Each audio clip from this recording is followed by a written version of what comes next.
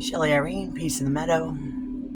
You know, I've come to the understanding that I don't think anybody hears themselves. Everybody wants to be heard, but nobody hears themselves. They'll stand there and they'll tell you what you're doing wrong, that they don't think you should do that. Then turn around and do that very thing. That's what Grievance 3, The Paradox of Truth, was really about. It was not about religion or tradition or indoctrination or any of that shit. That was only a metaphor for my point. But here again, the very point was in the very beginning of the story, the very beginning of the poem. I swear, what the fuck used to be my go-to phrase. When I'd hear someone's beliefs that didn't resonate. But these past few years it's been, do you hear yourself?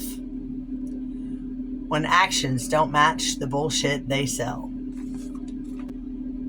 People talk about each other all the time. Talk shit about each other all the time. Deceive and manipulate, gaslight, stonewall each other all the time. People that they say they love. That's really what weighs heavy on my heart the most. Is watching that. Seeing it. Calling it out. And being told that I'm the bad guy. Do you hear yourself? Yeah. I take accountability too. I'll point that finger right back at me. But the point is everybody's over here talking good games, but nobody holds themselves accountable.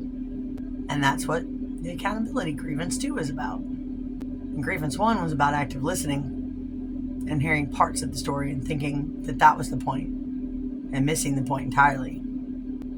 Because everybody's assuming all the time.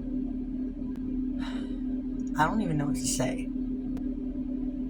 It's damn near gotten me to the point where I don't want to be around anymore.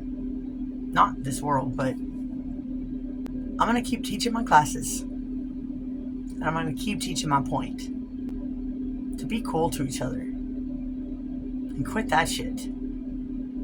Because you're pissing me off. You stand there and you tell us that we're supposed to look up to you.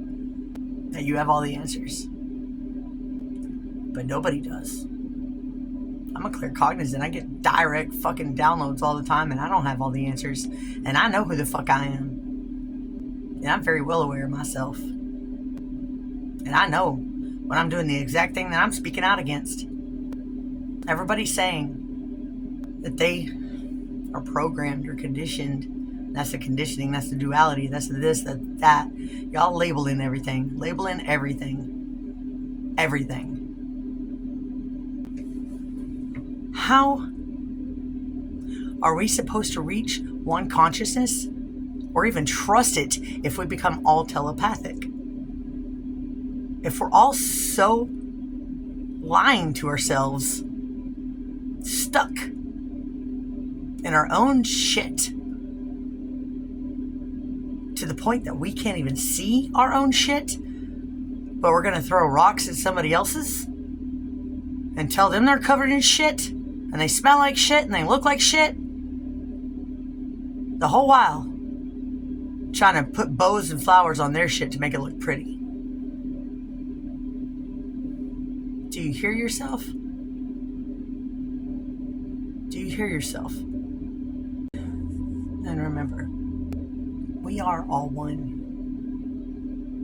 We are connected. And we are a collective. And we can feel each other. And we can hear each other's thoughts. We all say we can see each other and that we're our authentic selves. But let's face it, I think it's really funny. That's why I laugh so much. That's why I make so many jokes. Because I think it's really funny. When people don't really see themselves or hear themselves Yet they all want to be seen and they all want to be heard. Yeah. Irony, right? But the difference is that I accept myself just as I am. I have no expectations for the future. And I have no more pain that I'm carrying from the past. The pain that I felt before fuels me now and everything I say. And being in the present, oh boy, does that fuel me. Because I see it everywhere, but I even see it in myself. And I use myself as an example all the time. Because I do hold myself accountable. Because I do know the flaws of mankind, and I see it. And I hear it loud and fucking clear. And I understand that this is all for spiritual growth, and we're all just souls, and we've all done all the things, and we have all been all the things. And I support my self-forgiveness. I forgive myself for the things that I've done, and I also forgive myself for carrying the weight of that pain, or the insecurities, or the suffering, or the hurt. I encourage myself to let it go. I do. But when I keep seeing it, even in myself, am I letting it go or am I picking it back up? Good question. And I love myself through this journey. And I love all of y'all, flaws and all. But I will call out my best friend. I will call out my man or my woman. I will call out myself. Because I'm not scared. I'm not scared to do that. And I'm not scared to see the truth. That's why I do. I see it. Everywhere. I know I'm grateful that I was given these eyes. That I was given this perspective. And from the perspectives of everyone else. And all the other things that are going on. I'm grateful for all the cogs of this wheel.